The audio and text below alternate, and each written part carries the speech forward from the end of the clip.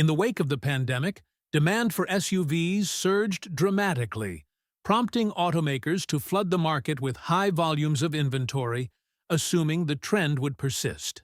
However, the situation took a sharp downturn, leaving dealerships across the country overwhelmed with SUVs that they are struggling to sell.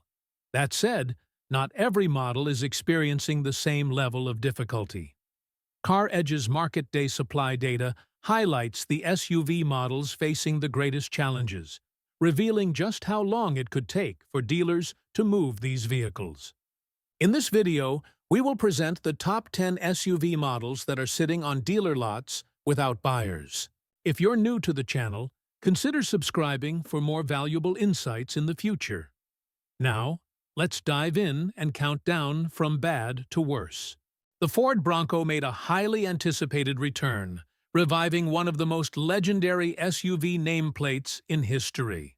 With its rugged, retro-inspired design and impressive off-road capabilities, the Bronco initially had buyers lining up. However, things have since taken a turn.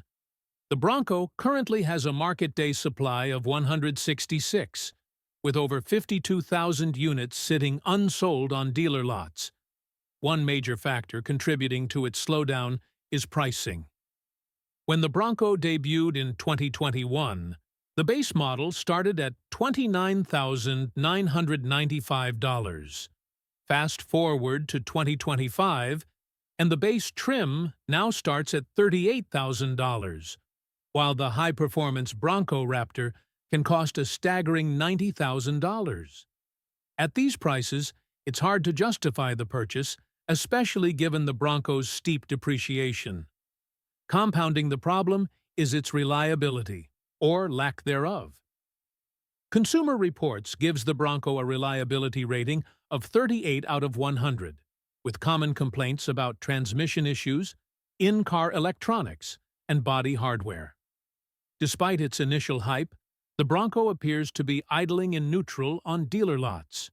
Ford will need to find a way to produce more reliable vehicles at a competitive price. The new 2025 Nissan Armada introduces much-needed upgrades, including the replacement of its gas-guzzling V8 with a more efficient twin-turbocharged V6. Additionally, Nissan has introduced an off-road-focused Pro 4X trim to attract adventure enthusiasts. While this may sound promising, dealers are struggling to sell the 2024 models, which are piling up like leftovers nobody wants. Across the U.S., Nissan dealers are reporting significant losses as the brand's market share continues to shrink.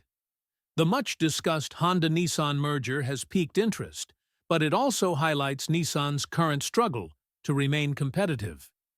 Even with the redesigned Armada, Nissan faces an uphill battle in the highly competitive SUV market. According to CarEdge data, the Armada has a market day supply of 167, with over 3,151 units still sitting unsold on dealer lots. The Mitsubishi Eclipse Cross is a relatively new entrant in the compact SUV market, yet it has already encountered difficulties in gaining traction. With uninspiring handling, a jittery ride, and frustrating controls, it's no surprise that buyers are looking elsewhere. Its 1.5-liter turbocharged four-cylinder engine, paired with a CVT, is adequate for city driving, but struggles on highways and inclines. Adding to its woes, the Eclipse Cross has received poor reliability ratings and low owner satisfaction scores from Consumer Reports. With a market day supply of 168 and 2,892 units sitting unsold, the Eclipse Cross is proving to be a tough sell against more refined competitors like the Toyota Corolla Cross and Honda CR-V. For a luxury SUV, the Land Rover Discovery has struggled with significant reliability issues. Priced at a premium, owners expect top-tier performance, yet electrical glitches and mechanical problems have tarnished its reputation. When rivals like the Lexus GX offer both style and dependability, the Discovery finds itself in a tough position. The Discovery currently has a market day supply of 174, with nearly 1,900 units accumulating on dealer lots. Priced at over $107,000, the 2025 Infiniti QX80 is struggling to justify its cost. Built on the same platform as the Nissan Armada, the QX80's premium pricing feels excessive when competitors with stronger brand reputations offer more value for the same price. Under the hood, its new twin-turbo V6 engine may seem promising, but real-world feedback suggests it lacks the punch of the outgoing V8. Additionally, with fuel economy estimates of 16 miles per gallon city, chapter 20 miles per gallon highway, it's far from efficient. With a market day supply of 176 and nearly 5,000 units lingering on lots, the QX80 isn't exactly flying off the shelves. Another Infiniti SUV struggling in North America is the QX55. Launched in 2022, this coupe-style crossover shares its underpinnings with the QX50. Infiniti markets its 2.0-liter variable compression turbocharged engine as a balance of performance and efficiency, yet it delivers neither convincingly. Inside, the interior design feels outdated, falling short of expectations for a luxury vehicle. With a market day supply of 182 and 1,534 unsold units, Infiniti is in dire straits. Jaguar's transition to an all-electric lineup has left its gas-powered models in limbo. The F-Pace, once a stylish and desirable SUV, now struggles with reliability issues, depreciation, and uncertainty about the brand's future. With a market day supply of 187 and close to 2,000 unsold units, the F-Pace's place on this list is well earned. The Ford Escape has been a staple in Ford's lineup since 2000, but its time is nearly up.